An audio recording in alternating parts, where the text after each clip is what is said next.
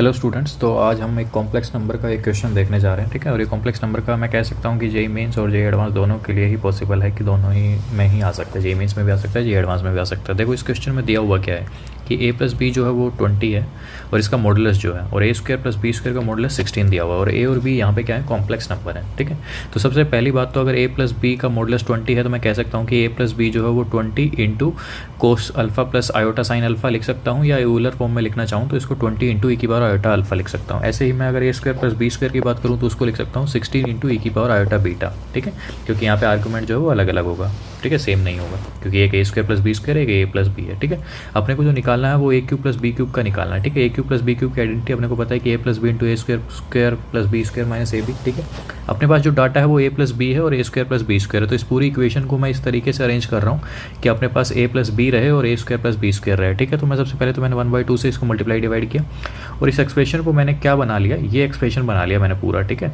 इस एक्सप्रेशन को मैंने रीअरेंज करके इस फॉर्म में लिख लिया क्योंकि मुझे ये सब डाटा पता है। ठीक है, तो देखो A cube plus B cube equals to half into में ए प्लस बी की वैल्यू 20 इंटू ई की पावर आयोटा अल्फा, ऐसे ही 3 into A square plus B square की वैल्यू 16 इंटू ई की पावर आयोटा बीटा, तो 3 इंटू 16 48 हो गया, माइनस में ए प्लस बी का होल स्क्वायर। ए प्लस बी का होल स्क्वायर करूंगा तो ये 20 इंटू 20 400 आ गया, 400 ई की पावर आयोटा 2 अल्फा हो गया। ठीक है, अब देखो आगे जो एक्सप्रेशन है वो 1/2 है, 2 से ये काट दिया तो 10 बन गया, ये अंदर वाला एक्सप्रेशन अपना ये रह गया। ठीक है, अब देखो यहाँ से मैंने 16 बाहर निकाला, 16 बाहर निकाला तो ये 160 हो गया और यहाँ पे 3 बच गया, यहाँ पे 25 बच गया। ठीक है, अब मुझे क्या निकालना है ना कि इनकी modulus of A cube plus B cube की मिनिमम और मैक्सिमम वैल्यू निकालनी है। तो जैसे ही मैंने मॉडुलस लेता हूँ तो ई की पावर आयोटा अल्फा तो 1 हो जाएगा। अब मुझे इसकी मैक्सिमम और मिनिमम वैल्यू देखनी है। ठीक है, तो इसकी मैक्सिमम और मिनिमम के लिए मैं ट्रायंगल इनइक्वालिटी लगाता हूँ। तो अपने पास एक ट्रायंगल इनइक्वालिटी है कि Z1 माइनस Z2 जो है और इसका जो मॉडुलस है वो ग्रेटर देन इक्वल टू रहता है modulus of mode Z1 minus mode Z2। ठीक है, अपने पास एक्सप्रेशन क्या है, 3 इंटू दिस और दिस। ठीक है, यहाँ पे अगर मैं चेक करूँ तो इसकी जो मिनिमम वैल्यू आ सकती है वो 22 आ सकती है। ठीक है,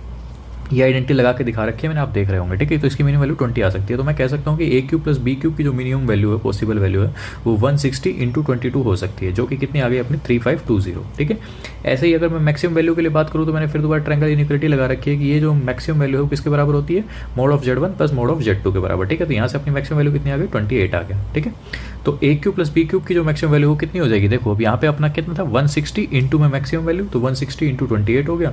तो यहाँ से अगर मैं इसको मल्टीप्लाई करूँगा तो ए क्यूब प्लस बी क्यूब जो है वो लेस देन इक्वल टू 4480 आ जाएगा। ठीक है, तो मिनिमम ये, मैक्सिमम ये, तो ऑप्शन चेक कर लो कौन कौन से हैं। देखो मिनिमम अपनी 3520 और मैक्सिमम ये, तो सी और डी अपने आंसर हो गए, 3520 और ये। ठीक है, सी और डी।